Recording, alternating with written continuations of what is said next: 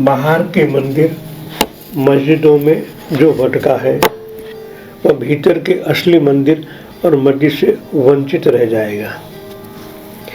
कि हम जब से हमारी चेतना जागृत हुई है, जो ज्ञान हमें संसार से मिला है, उस ज्ञान के सहारे हम परमात्मा को प्राप्त करना चाहते हैं। जो मंदिर मस्जिद बनाई गई है उनको हमने गहराई से समझा ही नहीं है। मंदिर क्यों बने हैं, मस्जिद क्यों बनी है, गुरुद्वारा क्यों बना है। जिस मार्ग में हमें चलना है तो पहले उनकी पूर्ण जानकारी ले लेनी चाहिए, वरना भटकाव हो ही जाएगा।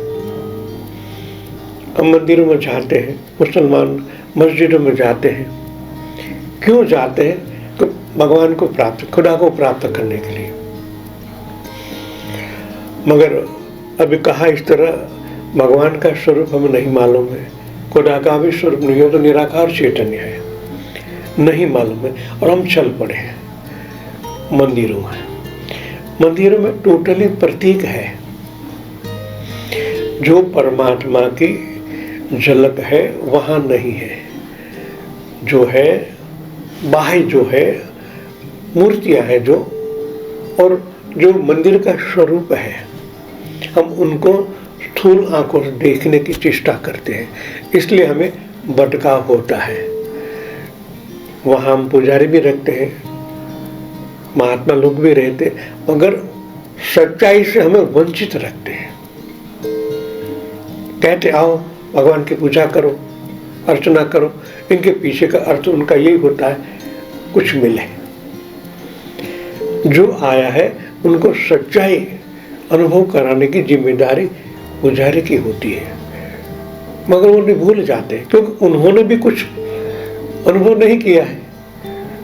शुल्क के साथ हमारा संबंध छोड़ देते हैं, आओ बैठो पूजा करो, जब करो तब करो। उनके पीछे उनका भाव होता है कुछ मिल जाए, तो वहां से हमारा भटकाव चालू होता है कि मूर्ति तो प्रतीक है, मूर्ति हमारे जैसे मानव आकृति है, तो इनका अर्थ हुआ जो परमात्मा स्वरूप वो मेरा ही है। मगर उनको एक कहना चाहिए जो आपके जैसी है ना, आप उनको पूछते हो ना, तो आपके अंदर वही विराजमान है। आप खुद को जाने हैं, आप वही हो।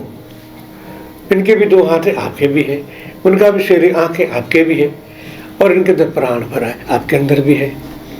ऐसी सोच जो पहले से कह दी जाए तो उनकी सोच अलग हो जाएगी।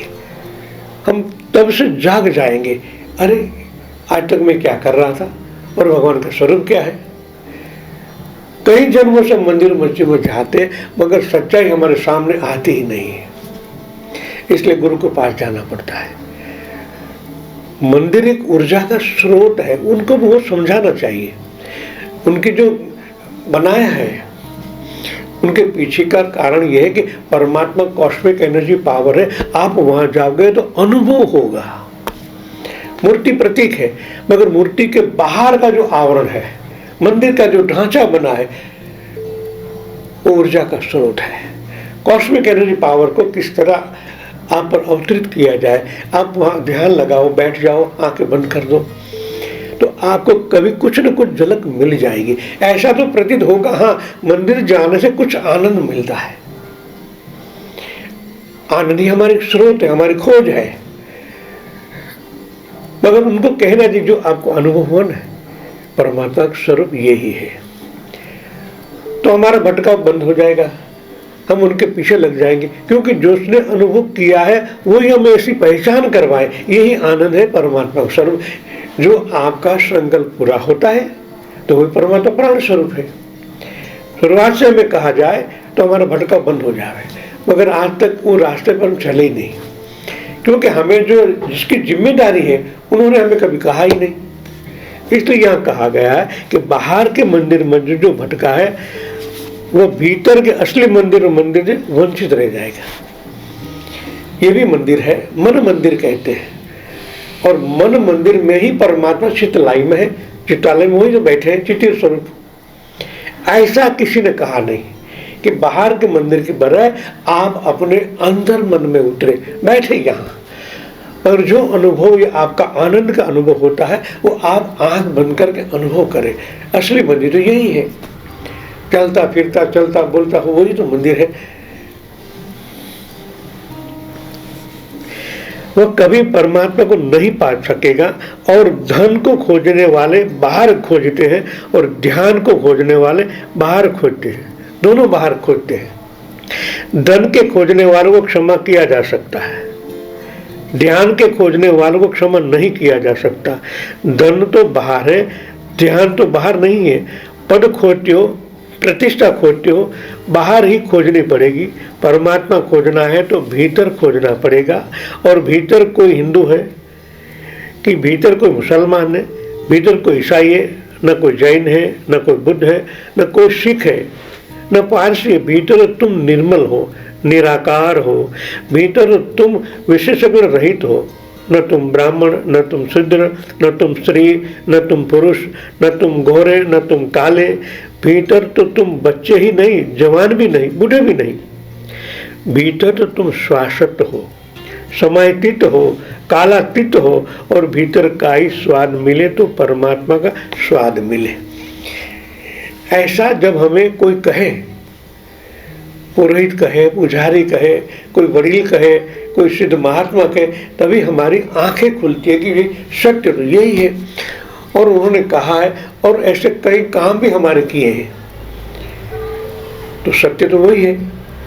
तो कभी हमें माइलस्टोन मिलता ही नहीं, कोई हमें कहे आप रुको, आप जिस तरह जा रहे हो उनको पहले पहचानो। गलत नहीं है, न मंदिर गलत, न मस्जिद गलत है, मगर जो उनको पहचानने वाले वहां होने चाहिए। ये प्रतीक है। आपका मन यहाँ शांत होगा, आपका मन एकाग्र होगा, इनके बाद ही परमात्मा की झलक मिल पाएगी। ऐसा कहेंगे तभी हमें कुछ प्राप्त होगा, वरना तो हम भी भटकते हैं तो वो भी भटकता है। तभी परमात्मा का झलक मिलने के बाद, एक बूंद से झलक मिलने के बाद विरह पैदा होता है, सच्ची तड़प जग जाती है, विपुल वैराग्य पैदा होने लगता है। जब कोई ऐसा हमें कहे अब तो मिलना ही है, एक झलक नहीं परमानेंट मिलना है, ऐसा विरह पैदा होता है। तो बाहर के जो भटकाव है, हमारा मन जो बाहर भटक रहा था वो अंतर्मुखी हो जाएगा। पद खोजना है, प्रतिष्ठा खोजना तो बाहर है, मगर आपको जो देने वाला, पद प्रतिष्ठा देने वाला जो, वो तो हमारे भीतर ही बैठा है। उनके पास संपर्क होने के वैसे ही सहजता सब मिल जाता है। हमें अपनी जड़ें भूल गए हैं, हमारा परमात्मा संबंध टूट गया है, वह जिसमें है उसका ही हमें पता भूल गया है। जो हमारा श्वासों के श्वास है, जो हमारे प्राणों के प्राण है, उससे हमारे सेतु छिन्न भिन्न हो गए हैं। जो हमारा आनंद बनेगा उसकी ही तरफ हमने पीठ कर ली है। और जो हमें शाश्वत जीवन का द्वार खोलेगा, हम उस द्वार से विपरीत भागे जा रहे हैं। हम धन की तलाश में हैं, ध्यान की तलाश में नहीं। धन बाहर है, बहुत दूर है, स्थिति की भ्रांति है, भागते रहो, कभी मिलता नहीं। और ध्यान भीतर है, मांगो तो नहीं मिलेगा, रुक जाओ, जो मिल जाता है, और ठहर जाओ तो मिल जाता है। और हम सब भाग रहे हैं, और हम भाग दौड़े हमें अपने से ही दूर लिए जा रहे हैं, अपने ही सुरों से दूर लिए जा रहे हैं। परमात्मा भीतर, हम जैसे बाहर की ओर करते, भगवान की ओर हमारी पीठ हो जाती है। और बाहर को मंजिल में भागते ही रहते, कोई मिलता कुछ नहीं है। बाहर जाने से कुछ नहीं मिलता।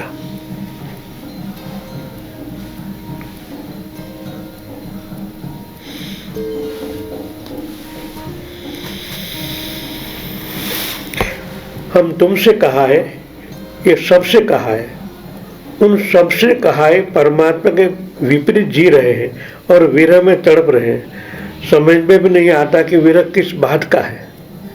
ऐसा लगता तो है, आभास होता है कुछ खोया है, कुछ तो खोया था, नहीं हुआ। ऐसी कुछ झलक तो मिलती है, लेकिन बड़ी धुंधली आभास मात्र, अनुमान सा लगता है। अंधेरे में देखा हो जैसे ऐसा प्रतीत होता है, और उसी आभास के कारण हम और भी तेजी से दौड़ने लगते हैं। जरूर कुछ खोया है और पाना है, मगर जो खोया है वह भीतर खोया है, और दौड़ते हम बाहर हैं। जितना दौड़ते हैं उतने ही दूर निकल जाते हैं। उनसे पाना है वो भी हमसे दूर ही दूर रह जा रहे। जैसे बाहर भागते हैं तो है अंदर, बाहर भागते, जितना बाहर भागते हो अंदर वाले से दूर भाग गया, बढ़ क्या याद, अंतर बढ़ता ही जाता है। इसलिए कहते हैं महात्मा लोग, अब रुक जाओ, अब समय पक गया है, आप रुक जाओ। उनका अनुभव करने के लिए रुकना ही पड़ेगा, तभी उनकी अनुभूति आपको होगी। इस दुनिया में जो बहुत सफल हो जाते हैं, ध्यान रखना, उनकी सफलता महंगी बात है, क्योंकि जितने वे सफल हो जाते हैं इस दुनिया में, धन पाने में, पद पाने में, प्रतिष्ठा पाने में, उतने ही असफल हो जाते हैं अपने अंतर्लोक में। इधर धन के ढेर लग जाते हैं, उधर भीतर दरिद्रता से ढेर लग जाते हैं। भगवान के बिना तो जो मिल रहा है वो तो आपके कर्म के हिसाब से मिल रहा है, मगर आप बाहर भागते हो, अंदर दरिद्रता मतलब उनसे दूरावट हो जाती है। भगवान के समीप रहने से ही आपके सर्व कार्य होते हैं। अगर जो होता है तो हम मान लेते कि हाँ हमारे बाहर जाने से और हमने हमारी बुद्धि से ही प्राप्त किया। बुद्धि क्या है? प्रज्ञा। प्रज्ञा क्या है? प्रकाश। जितना प्रकाश आपके पास ज़्यादा होगा उतनी आपकी बुद्धि प्रज्ञा खिलेगी। दूर जाओगे तो जिस तरह भी यह दिया जल रहा है तो प्रकाश है, मगर जैसे आप दूर होते जाते हो वैसे प्रकाश धीरे धीरे स्लो हो जाता है, फिर शून्य हो जाता है, फिर हम भटक जाते हैं। पैसा तो मिल गया हमको, मगर वो कितनी देर चलेगा? शाश्वतता जब मिलती है तभी काम परमानेंट, और आपको उनके पीछे का जो आनंद है, पैसे से आनंद नहीं मिलता। कुछ मिलता है तो क्षणिक होता है, कुछ ले लिया, वस्तु इच्छा थी तो खरीद लिया, कुछ खा लिया, थोड़ी देर के लिए मिलता है, परमानेंट नहीं। जो शाश्वत आनंद है उनको मिलने से ही परमानेंट आनंद की प्राप्ति होती है।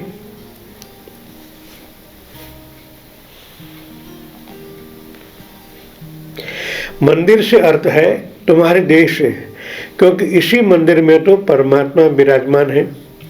कहाँ भागे जाते हो?